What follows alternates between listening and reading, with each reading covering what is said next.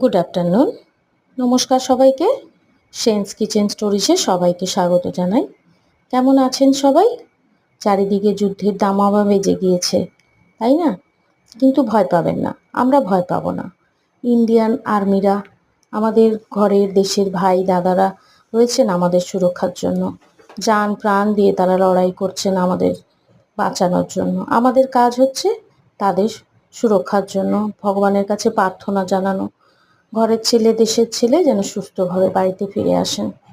যাই হোক, যুদ্ধ লাগুক, বাজ পড়ুক আর ঝড় উঠুক, আমাদের গৃহিণীদের কাজের কোনো ছুটি নেই। রান্না করতেই হবে। রান্না করব তো খাবো না বলুন? খেতে তো হবেই। এই যে মাকে খেতে দিয়ে দিয়েছি, মা আজ অনেকটা ভালো আছেন। এবার চলুন, আমার লাঞ্চ থালির পরিবেশনের সময় হয়ে গিয়েছে। শেয়ার করে নিই। গরম ভাতের সাথে লেবু, লঙ্কা, ছাঁচি পেঁয়াজ নিয়েছি। আলু করলা সেদ্ধ মাখা করেছিলাম।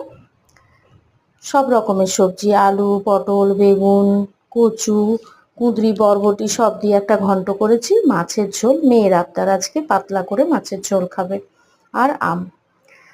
আজকে লাঞ্চ থালি ভালো লাগলে অবশ্যই লাইক, শেয়ার, সাবস্ক্রাইব করে আমার সঙ্গে থাকবেন সবাই। কেমন? ভালো থাকুন, সুস্থ থাকুন। ধন্যবাদ। আজ আসি, কালকে আবার দেখা হবে। টাটা।